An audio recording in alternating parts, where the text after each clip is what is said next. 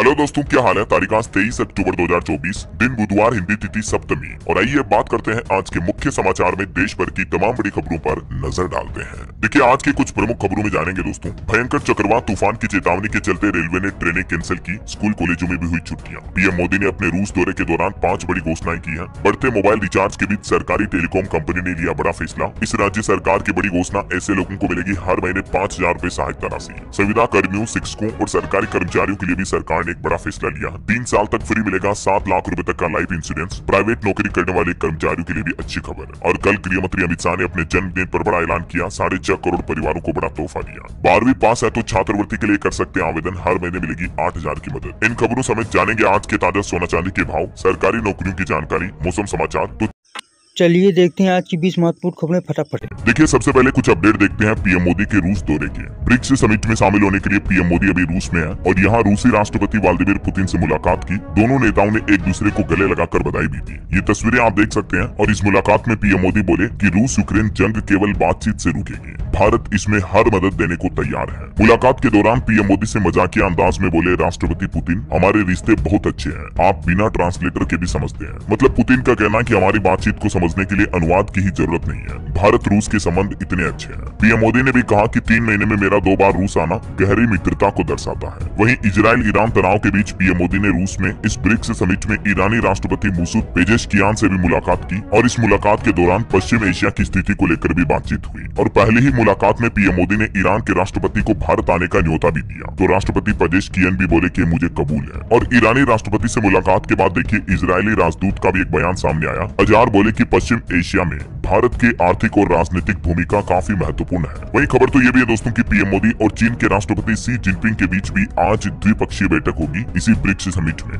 गलवान घाटी में भारत चीन के संघर्ष के बाद दोनों नेता पहली बार मुलाकात करेंगे। और मीडिया रिपोर्ट्स के मुताबिक अगर मोदी, पुतिन और जिनपिंग ये तीनों एक साथ हाथ मिलाते हैं तो पूरी दुनिया के पॉलिटिकल लीडर 360 डिग्री घूम जाएंगे, क्योंकि जब तीनों शक्तिशाली देश एक साथ आ जाएंगे तो ये दुनिया के लिए बड़ी हैरानी की बात होगी। देखते हैं आज की मुलाकात में क्या कुछ बातें चीतें होती हैं भारत चीन के बीच भी, ये काफी महत्वपूर्ण होगा। जो भी अपडेट आएगा मैं आपको बता दूंगा। वहीं अभी ब्रिक्स सम्मेलन में भी भारत के एजेंडे क्या क्या है और ये हमारे लिए कितना अहम है, इस ब्रिक्स समिट में पीएम मोदी किन मुद्दों को उठाएंगे, जिनकी कुछ डिटेल भी आप देख सकते हैं। ऑल ओवर देखा जाए दोस्तों तो भारत के लिए ब्रिक्स की अहमियत काफी ज्यादा महत्वपूर्ण है विदेश नीति के हिसाब से।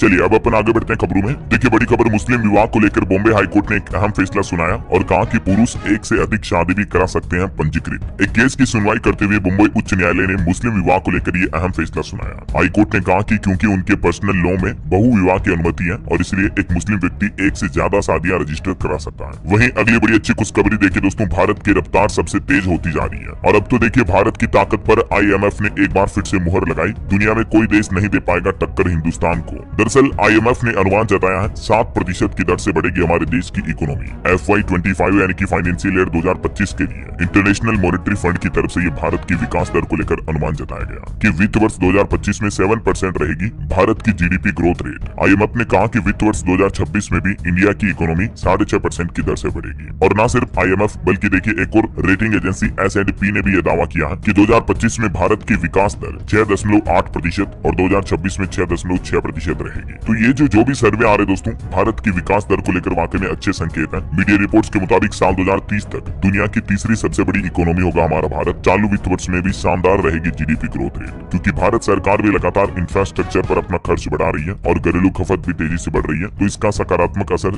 GDP पर देखने को मिल रहा है। चलिए अगली बड़ी खबर देखिए, 30 विमानों को फिर मिली बम से उड़ाने की धमकी। अब तक 120 से ज्यादा विमानों को धमकी मिल चुकी है, जिससे 200 करोड़ से भी ज्यादा का नुकसान हुआ। दिनों दिन फ्लाइट्स में बम की धमकियां लगातार बढ़ती जा रही है। अब इंडिगो, विस्तारा और AI यानी एयर इंडिया की भी 50 से ज्यादा फ्लाइट्स में बम की धमकियां और मिली है। बीते 8 दिनों में यानी सप्ताह भर में ही 170 से ज्यादा विमानों को धमकियां मिली और सरकार बोली कि अब सख्त कानून लाएंगे। ये खोखली धमकियों को लेकर केंद्र सरकार ने 4 बड़े एक्शन भी लिए हैं। देख सकते हैं एयर मार्शल की संख्या दुगनी की जाएगी, एयरलाइंस के CEO के साथ बैठक भी की, DGCA के प्रमुख को हटाया गया, मुंबई और कोची से 2 लोगों को अरेस्ट भी किया गया। और दोस्तों न सिर्फ विमानों में बल्कि अब तो ये धमकियों का सिलसिला स्कूलों तक भी पहुंच चुका है। देखिए आप बीते दिन देश के कई CRPF के स्कूलों को बम से उड़ाने की धमकी मिली। स्कूल प्रबंधन को जब ये ईमेल मिला तो हड़कंप समझ गया। 3 राज्यों के 5 स्कूलों को ये बम की धमकियां मिली है, जिनमें 3 तो CRPF के स्कूल रहे। हालांकि जांच में कुछ भी संदिग्ध नहीं मिला, यानी कि ये भी धमकियां खाली खोखली धमकियां रही हैं। और ये वजह कि इन खाली धमकियों के चलते अब BTAC और अलर्ट हुआ, कई सारे प्रोटोकॉल में भी बदलाव किया गया। अफवाहों से निपटने के लिए अब सख्त कदम उठाए जाएंगे। चलिए अगला अपडेट देखिए। आम आदमी पार्टी सरकार का बड़ा ऐलान, दिव्यांग व्यक्तियों को अब 5,000 रुपए मासिक पेंशन देगी दिल्ली सरकार। दिल्ली सरकार के समाज कल्याण मंत्री सौरभ भारद्वाज की तरफ से ये बड़ी घोषणा की गई है। वहीं कलकत्ता ट्रेनी डॉक्टर केस पर भी खबर आ रही है। पीड़ित के पिता ने अब गृह मंत्री अमित शाह को एक मेल लिखा, जिसमें कहा कि मैं आपसे मार्गदर्शन और मदद चाहता हूं, मुलाकात का समय दें। वैसे अभी काफी दिनों बाद अब कलकत्ता में जूनियर डॉक्टर्स ने भूख हड़ताल खत्म की। मुख्यमंत्री ममता बनर्जी से मीटिंग के बाद ये फैसला लिया। मैंने आपको कल अपडेट बताया।